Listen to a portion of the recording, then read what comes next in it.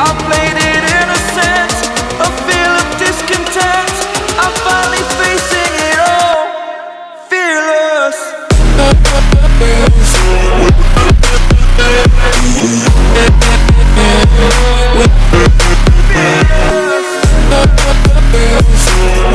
Hello everyone, welcome to MATCAM classes, and in this video we are going to start a new series on MATCAM classes YouTube channel that is called Chemistry Bites by MATCAM classes.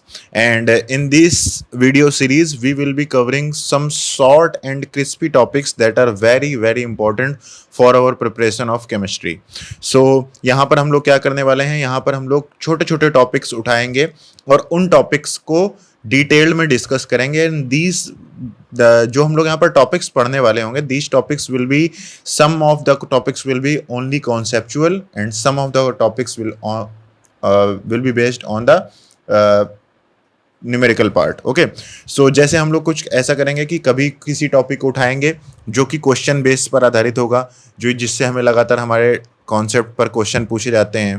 Previous year में question पूछे जाते हैं, JAM, NET, GATE, IIT, JEE, NEET, सब जगह जितने भी exams हैं, हर exam में क्वेश्चन पूछे जाते हैं न्यूमेरिकल बेसिस पर. ऐसे टॉपिक्स हम उठाएंगे. कभी कभी टॉपिक्स आपको ऐसे देखने को मिलेंगे कि आपको कुछ ऐसे कॉन्सेप्ट्स बताए जाएंगे जो कि बहुत ज़्यादा जरूरी होते हैं आपकी बेसिक अंडरस्टैंडिंग ऑफ केमिस्ट्री के लिए. जब तक आप बेसिक अंडरस्टैंडिंग नहीं होगी तब तक आप कितना भी न्यूमेरिकल पर फोकस करो, लेकिन जरा सी अगर लैंग्वेज चेंज कर दी जाएगी क्वेश्चन की तो आप कंफ्यूज हो जाओगे कि मुझे ये न्यूमेरिकल या फिर मुझे ये क्वेश्चन कैसे करना है. सो आज केमिस्ट्री बाइट्स बाय मैटकेम क्लासेस के पहले वीडियो में आप सभी का स्वागत है. और आज इस वीडियो में हम लोग एक बहुत ही छोटे से क्वेश्चन के साथ इस सीरीज को स्टार्ट करने वाले हैं और उसी क्वेश्चन को आज इस वीडियो में डिस्कस करेंगे हम. जैसा कि आपने थंबनेल में देख रखा है कि the direction of spontaneous change, जो स्पॉन्टेनियस प्रोसेस होती हैं अपने मन से. स्पॉन्टेनियस प्रोसेस क्या होती है? Those processes which do not need any external help, they occur by itself. ऐसी प्रोसेस केमिस्ट्री में पढ़ते हैं हम लोग या फिर फिजिक्स में पढ़ते हैं हम लोग, ऐसी प्रोसेस जिन्हें होने के लिए किसी भी तरीके की एक्सटर्नल हेल्प की जरूरत ना पड़े, बाहरी मदद की जरूरत ना पड़े और वो अपने मन से हो जाती हैं. ऐसी जो प्रोसेसेस होती हैं, ऐसी जो प्रक्रियाएं होती हैं, उन्हें हम लोग स्पॉन्टेनियस प्रोसेस कहते हैं. स्पॉन्टेनियस प्रोसेस के एग्जाम्पल्स हम लोगों ने देखे हुए हैं.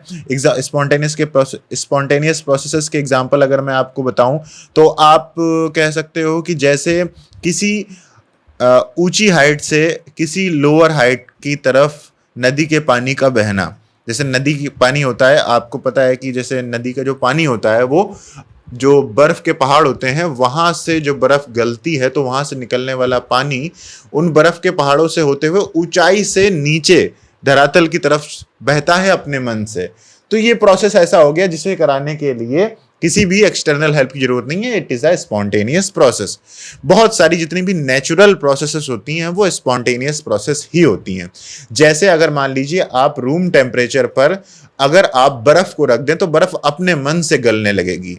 So this is a spontaneous process, this is a natural process.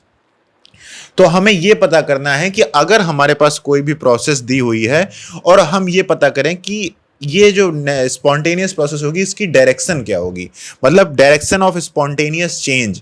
मतलब अगर हमारे पास कोई भी एक क्वेश्चन है कि मान लीजिए आपके पास, मैंने आपसे एक बात बोली, क्या बोली कि भाई आपके पास एक चीज है क्या, मैंने कहा कि आपके पास मान लीजिए क्या है, आपके पास है ग्रेफाइट है, ठीक है. और ग्रेफाइट को हम क्या कर सकते हैं, ग्रेफाइट को हम लोग डायमंड में चेंज कर सकते हैं. ग्रेफाइट को डायमंड में चेंज किया जा सकता है. सो ये जो ग्रेफाइट से डायमंड को चेंज करने की जो प्रोसेस है, क्या ये एक स्पॉन्टेनियस प्रोसेस है, क्या ये एक ऐसी प्रोसेस है जो अपने मन से हो जाएगी? इसका सवाल का जवाब कैसे हमें पता चलेगा, आज उसी को हम लोग डिस्कस करने वाले हैं कि डायरेक्शन कैसे पता चलेगी कि ग्रेफाइट से डायमंड का बनना एक स्पॉन्टेनियस प्रोसेस है या डायमंड से ग्रेफाइट का बनना एक स्पॉन्टेनियस प्रोसेस है. ये बात कैसे पता चलेगी, ये आज हम लोग इस वीडियो में डिस्कस करने वाले हैं. ठीक है, तो सवाल ये है कि मैं आपसे कुछ आपके दिमाग में जो स्पॉन्टेनियस प्रोसेस की डायरेक्शन के थॉट प्रोसेस हैं उस पर मैं कुछ क्वेश्चंस आपसे करने वाला हूं और आप इस वीडियो को ध्यान से देखिए. पहला क्वेश्चन ये है कि is it the total energy of the isolated system determines the direction of spontaneous change. Total energy, एक आइसोलेटेड सिस्टम की जो टोटल एनर्जी होती है, आइसोलेटेड सिस्टम की जो टोटल एनर्जी होती है, क्या वो हमें ये बता सकती है कि स्पॉन्टेनियस चेंज की डायरेक्शन क्या होगी? क्या किसी भी सिस्टम की टोटल एनर्जी से हम ये बता सकते हैं कि वो मतलब टोटल एनर्जी बढ़ रही है या फिर टोटल एनर्जी घट रही है? इससे हम लोग क्या बता सकते हैं क्या कि ये स्पॉन्टेनियस प्रोसेस है कि नहीं है? या फिर it perhaps the energy of the system that tends towards a minimum? तो अभी तक आपने इससे पहले ये बहुत ज़्यादा सुना होगा, बहुत ज़्यादा आपके दिमाग में हम लोग ये बोलते रहते हैं हमेशा कि कोई भी जो सिस्टम होता है it always tends towards a state of lower energy. हम लोगों ने हमेशा ये बचपन से पढ़ा हुआ है कि कोई भी जो सिस्टम है, अगर मान लीजिए कोई भी सिस्टम है, वो क्या करता है, हमेशा कोशिश करता है लोअर एनर्जी वाली स्टेट की तरफ, लोअर एनर्जी वाली स्टेट की तरफ। तो लोअर एनर्जी वाली स्टेट की तरफ अगर वो जा रहा है, इसका मतलब है सिस्टम की एनर्जी क्या होनी चाहिए, डिक्रीज होनी चाहिए। क्या होनी चाहिए, डिक्रीज होनी चाहिए।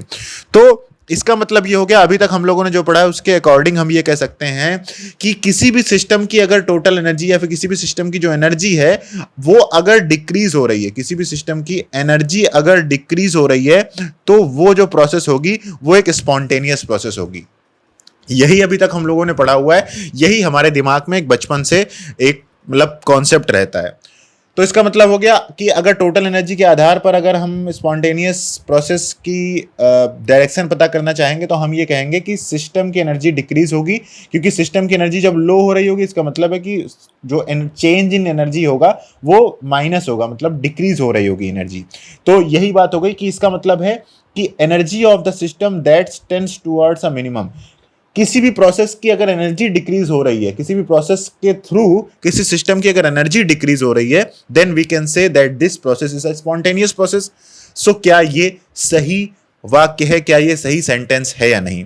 इसके लिए मैं आपसे एक एग्जाम्पल के तौर पर आपसे बात करता हूं। एग्जाम्पल के तौर पर क्या कहता हूं कि मान लीजिए कि अब मैंने आपसे कहा कि आप क्या करो, आप एक बॉल लो, आप एक क्रिकेट बॉल या फिर कोई भी एक बॉल लो और उस बॉल को, ये मान लीजिए ये सरफेस है, ठीक है, ये क्या है, सरफेस है, और इस सरफेस पर यहां पर आपने एक बॉल ली और बॉल को आपने ऊपर से छोड़ दिया।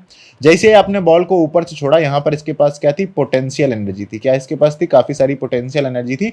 और ये बॉल यहां पर गिरी, धीरे धीरे धीरे धीरे इसने अपनी एनर्जी को किस में दे दिया, इसने अपनी एनर्जी को सरफेस को देने लगी। ये अपनी एनर्जी ट्रांसफर करके इसने सरफेस को दी, सरफेस को दी, पहली बार में यहाँ उछली, दोबारा यहाँ पर उछली, तिबारा यहाँ पर उछली, और आखिरी में आकर ये गेंद यहाँ पर गिर गई। जब इसने अपनी मैक्सिमम एनर्जी सरफेस को दे दी तब ये आकर यहाँ पर रुक गई। आकर मतलब क्या हुआ कहने का कि यहाँ पर एक ये बॉल थी और ये बॉल यहां पर हाई एनर्जी की बॉल थी, हाई एनर्जी की बॉल, ये क्या हुई, एक लो एनर्जी की बॉल में चेंज हो गई। इसकी लो एनर्जी है, इसकी एनर्जी क्या है, लो हो गई।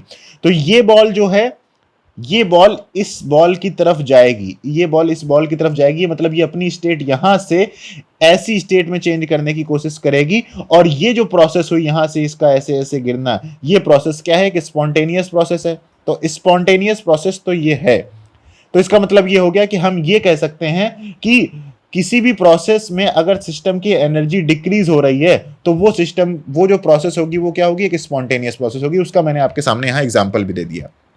लेकिन यहां पर अब हमारे सामने एक सवाल खड़ा होता है। सवाल क्या खड़ा होता है कि हमने मान लीजिए इस बॉल को अपना सिस्टम माना, और अपनी बॉल को हमने जब सिस्टम माना तो हमने ये कहा कि ठीक है, ये प्रोसेस जब हुई तो उस प्रोसेस में इस बॉल की एनर्जी क्या हो गई, डिक्रीज हो गई। लेकिन अगर मैं इसी बॉल को सिस्टम ना मानकर इस सरफेस को सिस्टम मान लूं, तो इसी स्पॉन्टेनियस प्रोसेस में, इस स्पॉन्टेनियस प्रोसेस में, in that similar spontaneous process, अगर इसको सिस्टम माना है तो इसकी एनर्जी तो डिक्रीज हो रही है, लेकिन हम तो सिस्टम किसी को भी मान सकते हैं ना, हमारा पॉइंट ऑफ व्यू है, हम जिसे ऑब्जर्व करना चाहते हैं उसे सिस्टम मान लेते हैं। तो हम मान लीजिए अगर हम इस सरफेस को क्या मान लें, अपना सिस्टम मान लें, और उस केस में हम इसी स्पॉन्टेनियस प्रोसेस को स्टडी करें तो हम ये देखेंगे कि सरफेस की जो एनर्जी है, वो सरफेस की एनर्जी क्या हो रही है, इंक्रीज हो रही है। और सरफेस की एनर्जी इंक्रीज हो रही है और फिर भी ये एक स्पॉन्टेनियस प्रोसेस है। इसका मतलब क्या हुआ कि टोटल एनर्जी के बेसिस पर हम ये नहीं कह सकते हैं कि कोई प्रोसेस स्पॉन्टेनियस है कि नहीं, क्योंकि ये कॉन्ट्राडिक्टरी स्टेटमेंट हो जाएगा। बॉल के लिए ये कहना सही है कि बॉल की एनर्जी डिक्रीज हुई है इस स्पॉन्टेनियस प्रोसेस में, तो हम ये कह सकते हैं कि एनर्जी डिक्रीज हो रही है किसी सिस्टम की, तो वो प्रोसेस स्पॉन्टेनियस होगी। लेकिन वहीं पर अगर हम इस सरफेस के आधार पर इस प्रोसेस को स्टडी करना चाहें, तो सरफेस के आधार पर इस सरफेस की एनर्जी इंक्रीज हो रही है इस स्पॉन्टेनियस प्रोसेस में। इसका मतलब हो गया कि एनर्जी के बेसिस पर हम ये नहीं कह सकते क्या कि किसी भी प्रोसेस की एनर्जी जो होगी वो डिक्रीज हो रही होगी किसी स्पॉन्टेनियस प्रोसेस में। आ रही है बात आपको समझ में?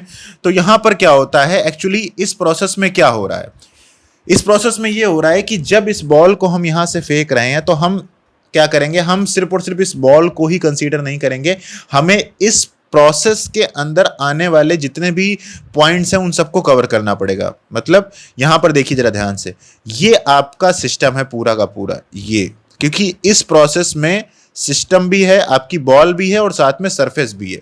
तो ये है आपका कंप्लीट सिस्टम। ये क्या है? आपका कंप्लीट सिस्टम है। ये क्या है? आपका कंप्लीट सिस्टम। तो हमें कंप्लीट सिस्टम को ऑब्जर्व करना पड़ेगा, और कंप्लीट सिस्टम को जब आप ऑब्जर्व करोगे तो आप ये देखोगे कि यहां पर इस सिस्टम की जो टोटल एनर्जी है, total energy of the system, total energy जो इस सिस्टम की है वो तो कांस्टेंट ही है। वो तो क्या है? कांस्टेंट है।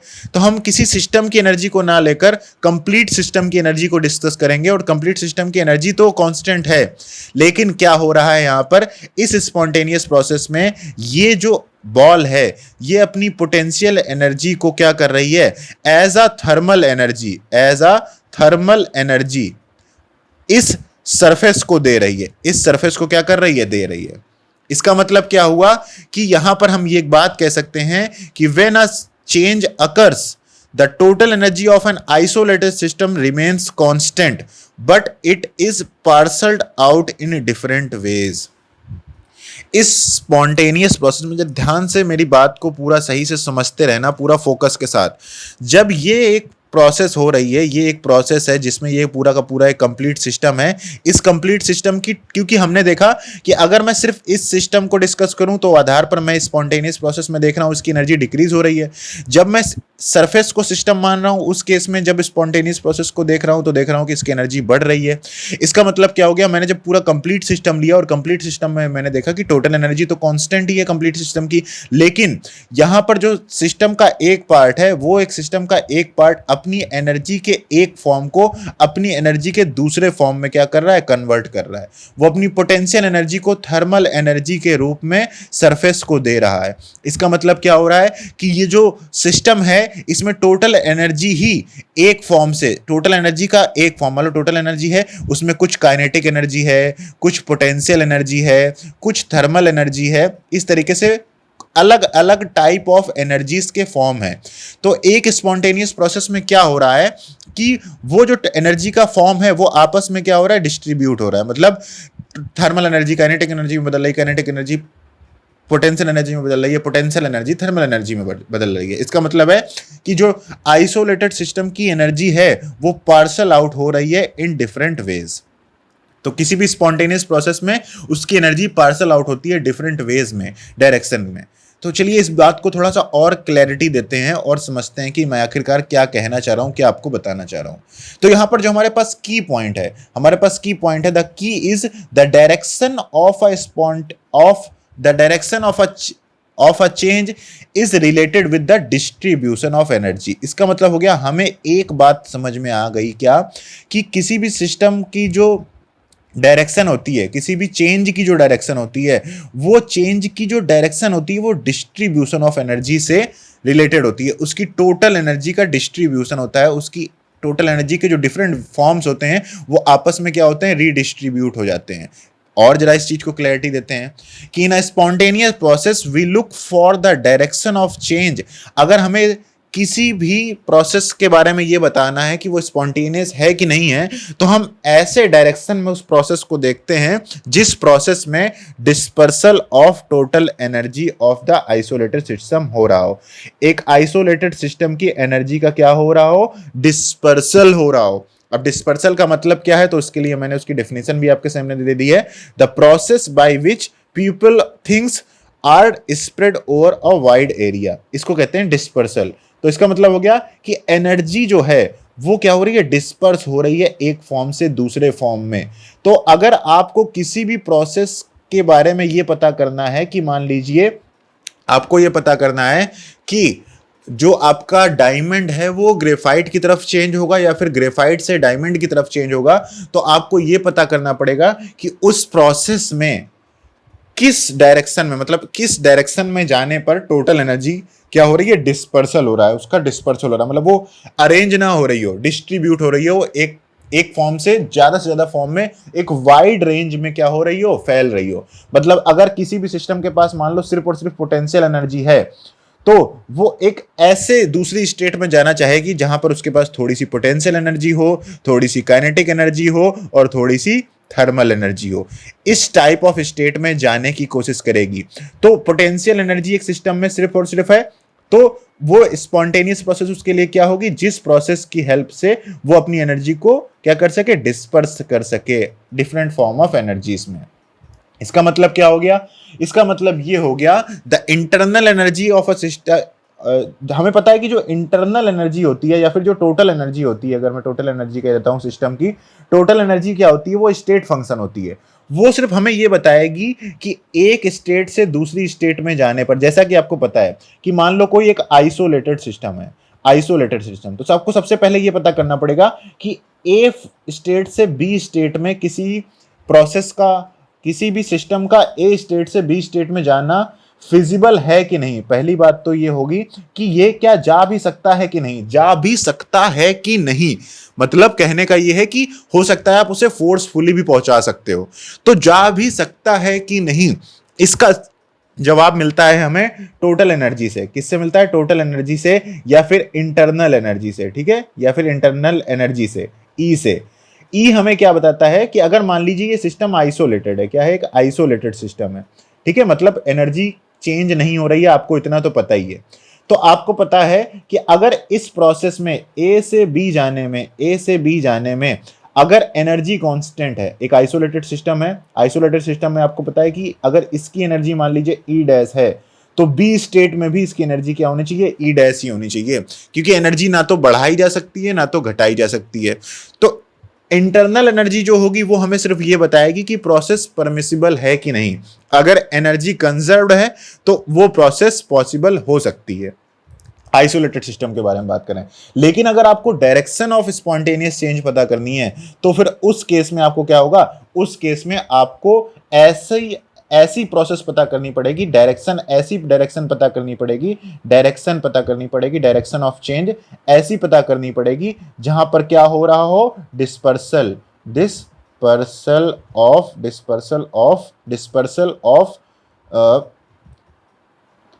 Of total energy, dispersal of total energy हो रहा हो।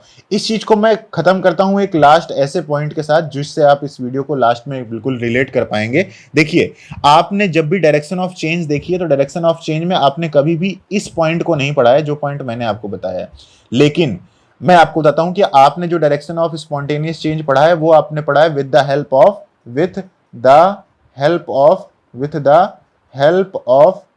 Of entropy. एंट्रोपी की हेल्प से पढ़ा है ना आपने कहा है कि if the delta S for a system is positive, अगर किसी भी सिस्टम के लिए चेंज इन एंट्रोपी पॉजिटिव है तो वो प्रोसेस क्या होगी, स्पॉन्टेनियस होगी। वो क्या होगी, स्पॉन्टेनियस होगी। और इस जो एंट्रोपी होती है किसी भी सिस्टम की, जो एंट्रोपी होती है वो एंट्रोपी किस चीज से रिलेटेड होती है, एंट्रोपी रिलेटेड होती है सिस्टम की हीट से। किससे रिलेटेड होती है, हीट से। और इसका मतलब क्या हुआ कि किसी भी सिस्टम में अगर एंट्रोपी बढ़ रही होगी तो वो प्रोसेस क्या होगी, स्पॉन्टेनियस होगी। ये आपने अभी तक पढ़ रखा होगा। अब किसी भी प्रोसेस के लिए अगर एंट्रोपी इंक्रीज कर रही है, इसका मतलब है सिस्टम में हीट कंटेंट है जो सिस्टम का, वो क्या होगा, इंक्रीज हो रहा होगा। और हीट कंटेंट इंक्रीज हो रहा होगा तो एक्चुअली जो हीट होती है वो हीट होती क्या है, हीट होती ही है डिसऑर्डर्ड फॉर्म। क्या होती है, disordered form of energy, disordered form of energy. तो इसका मतलब ये हो गया कि जो किसी भी सिस्टम में अगर डिस्पर्सल होगा एनर्जी का, अगर किसी भी सिस्टम में एनर्जी का क्या हो रहा होगा, डिस्पर्सल हो रहा होगा, इसका मतलब है कि वहां पर उस सिस्टम में जो टोटल सिस्टम में जो हीट कंटेंट होगा सिस्टम का वो इंक्रीज हो रहा होगा। क्यों, क्योंकि जो हीट है वो सिस्टम के एनर्जी के डिस्पर्सल को ही मेजर करती है। अगर किसी भी सिस्टम में डिस्पर्सल ऑफ एनर्जी हो रहा होगा, इसका मतलब है उस सिस्टम में हीट कंटेंट बढ़ रहा होगा, उस सिस्टम में हीट से रिलेट किया जा सकता है। हीट से रिलेट होती है क्या? डिस्पर्सल ऑफ एनर्जी, क्योंकि डिस्पर्सल होगा तो एनर्जी एक डिसऑर्डर्ड फॉर्म में जाना चाहेगी। ऐसा ही देखिए यहां पर इस प्रोसेस में हो रहा था। यहां पर एक्चुअली क्या हो रहा था कि ये बॉल ने क्या किया, इस बॉल ने अपनी एनर्जी को रीडिस्ट्रीब्यूट किया। तो रीडिस्ट्रीब्यूट किस में किया? उसने थर्मल एनर्जी में। तो थर्मल एनर्जी क्या है? उसने एक तरीके से अपनी energy as a heat surface को दे दी। तो सरफेस के पास जो हीट कंटेंट बढ़ा, तो जैसे ही हीट कंटेंट बढ़ेगा इसका मतलब है सिस्टम, जो टोटल सिस्टम है उसमें हीट कंटेंट बढ़ा। अगर उसमें हीट कंटेंट बढ़ा, जैसे हीट कंटेंट बढ़ा, तो सीधी सी बात है उसकी एंट्रोपी भी क्या हो रही होगी? बढ़ रही होगी। और एंट्रोपी बढ़ रही होगी तो हम लोग स्पॉन्टेनियस प्रोसेस उसे बोल देते हैं on the basis of entropy. तो एंट्रोपी कोर बेसिस जो है उसका वो हीट से है, और हीट का जो कोर बेसिस है वो किससे है? डिस्पर्सल ऑफ एनर्जी से है। तो यहां से अब आपको एक बात समझ में आ गई कि एंट्रोपी इंक्रीज होती है किसी सिस्टम की, तो क्यों एंट्रोपी इंक्रीज होने पर हम ये बोलते हैं कि सिस्टम एक स्पॉन्टेनियस प्रोसेस में जा रहा है, या फिर डायरेक्शन ऑफ चेंज जो है वो एक स्पॉन्टेनियस है। ऐसा हम लोग क्यों कहते हैं, इस बात को आज आप रिलेट कर पाएंगे, और इसी बात से सेकेंड लॉ ऑफ थर्मोडायनेमिक्स की नींव रखी जाती है। ये एक ऐसा बेसिक पॉइंट है जो आपको क्लियर होना चाहिए था, और मैं उम्मीद करता हूं कि इस वीडियो से आपको ये पॉइंट क्लियर हुआ होगा, और इसके आधार पर अब आप थोड़ा सा जब भी थर्मोडायनेमिक्स को पढ़ेंगे तो उससे आपको क्लैरिटी आएगी कि एंट्रोपी क्या है, सेकेंड लॉ ऑफ थर्मोडायनेमिक्स क्या है, स्पॉन्टेनियस डायरेक्शन क्या होती है, क्या नहीं होती है। So this was the first chemistry bite for you from our team MatChem classes. ऐसे ही हम डेली मैटकेम क्लासेस के यूट्यूब चैनल पर एक केमिस्ट्री बाइट का वीडियो लाएंगे, तो हमेशा आप रोज कुछ ना कुछ मैटकेम क्लासेस के यूट्यूब चैनल से नया सीखेंगे, बहुत ही इंटरेस्टिंग सीखेंगे। कभी कभी आप क्वेश्चन सीख रहे होंगे, कभी कभी आप कॉन्सेप्ट सीख रहे होंगे, और कभी कभी आप इसी तरीके से कुछ ना कुछ केमिस्ट्री में नया सीख रहे होंगे। So thank you so much guys for watching this video. और अगर आपको ये सीरीज अच्छी लगे तो इसके लिए आप भाई मैटकेम क्लासेस का यूट्यूब चैनल सब्सक्राइब करिएगा, और इस वीडियो को जितना ज़्यादा से ज़्यादा हो सके अपने दोस्तों के साथ शेयर करिएगा, because this concept is helpful for all your seniors, juniors, all your friends and families who are in the field of chemistry. Thank you so much once again guys for watching this video. Hope you will subscribe our YouTube channel. Thank you so much guys once again. Bye bye.